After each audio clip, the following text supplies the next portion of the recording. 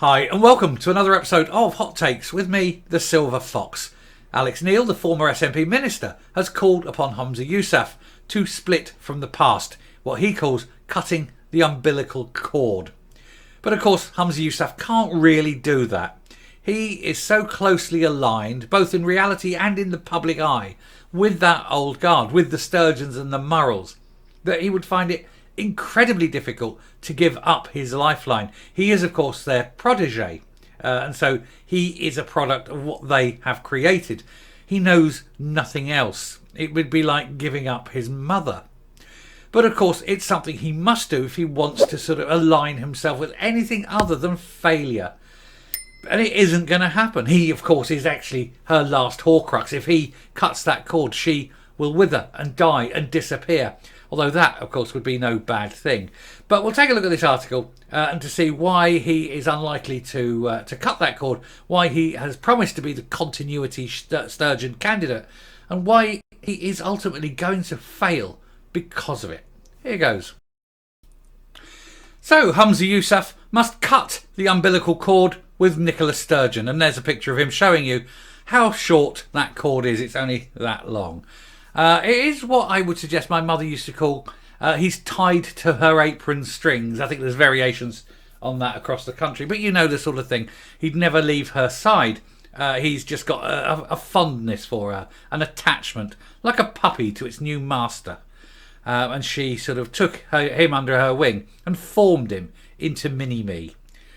Anyway, Humza Yousaf has been urged to break the umbilical cord tying him to Nicola Sturgeon by a former SNP senior minister.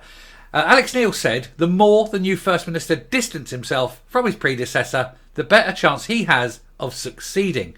I suspect Mr Neil has not recently looked at Mr Yousaf's record in Parliament or in government as in any way, shape or form, because he is a serial failure, and he's certainly failing as First Minister.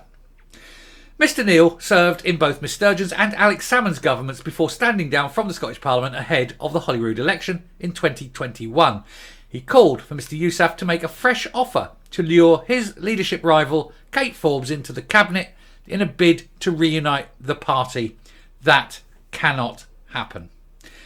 Because to do so would mean that, one, he would admit that he's failing to unite the party. And secondly, he'd have to admit that he got it wrong the first time by not inviting her into a senior position originally.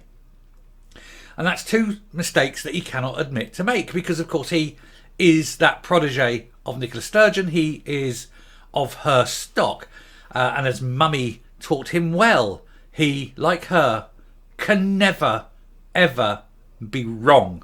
And so for him to admit that he was wrong twice, well, it ain't just gonna happen, is it? He's going to have to stick with what his decisions, because he can never admit that he got it completely wrong. And yet it is the only way, if he wants to save the party, not if even if it's savable, it is the only way he can save it. The only way I think really the party can be saved is if he steps down and Kate Forbes takes over. I think that is possibly the only saving way to get that party to continue.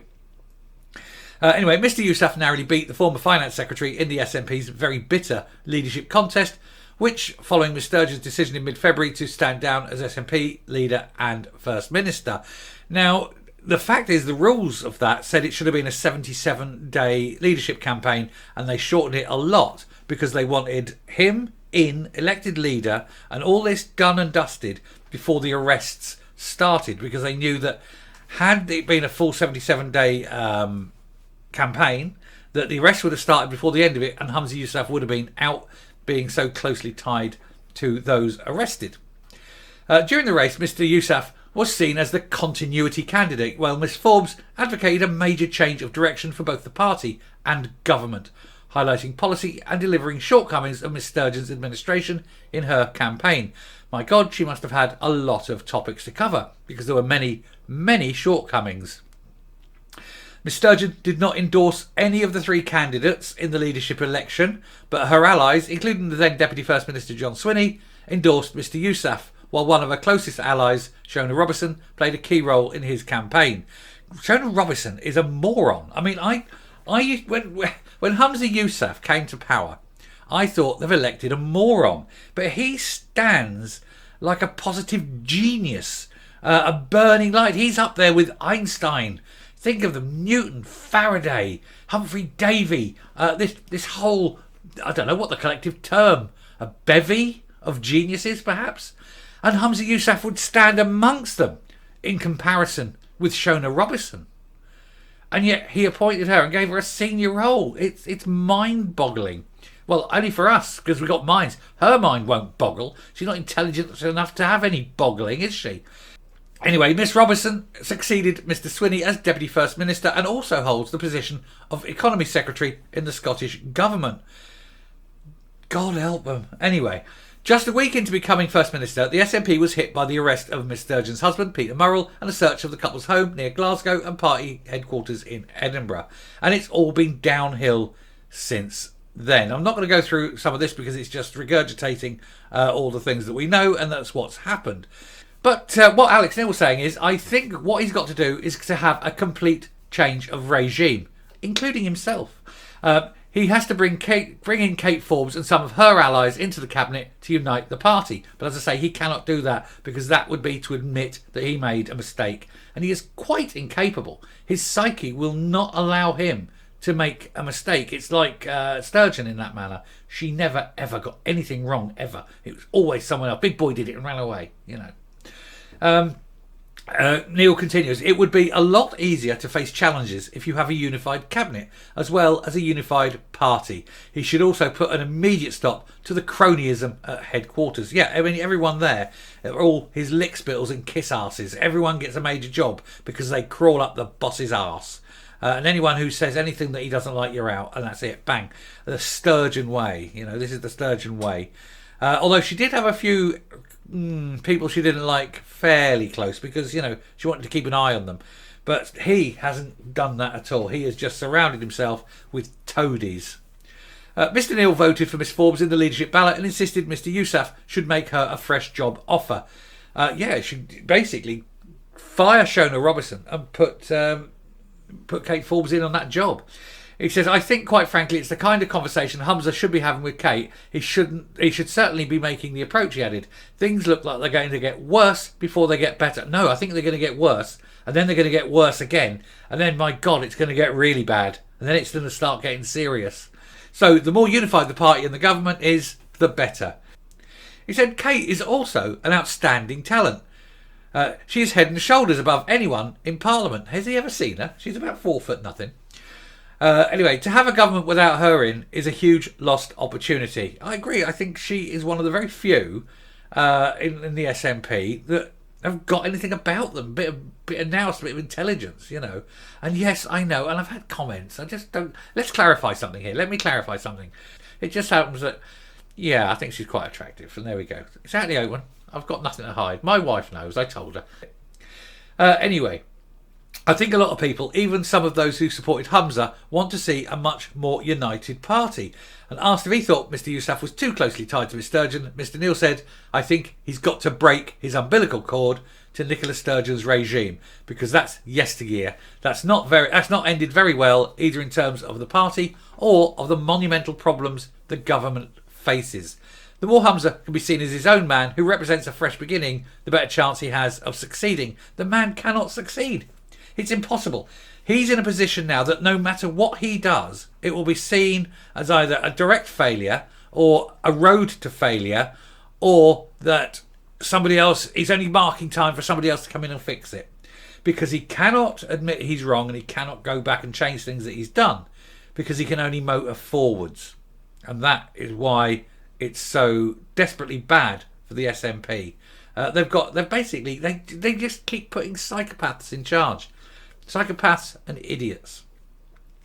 Just coming to the end of this now. Alistair Jack, the Scottish Secretary, issued a rare Section 35 order earlier this year about the gender, and Tory ministers believe it impinges on UK-wide equalities and laws, which are confident judges on the Supreme Court will agree. And in fact, everyone agrees that it will be overturned, and that the SNP case has got zero chance of winning, but they're going to spend millions on it anyway.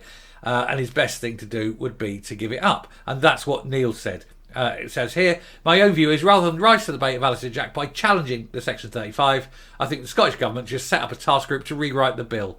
No, the best thing they can do is actually turn around and just abandon the bill, tell the Greens because it was their bill. No, it's not happening. Done. And if you don't like it, please leave and vacate those 2 offices you've got. Please take away your... We'll take those ministerships. We'll give them to somebody else.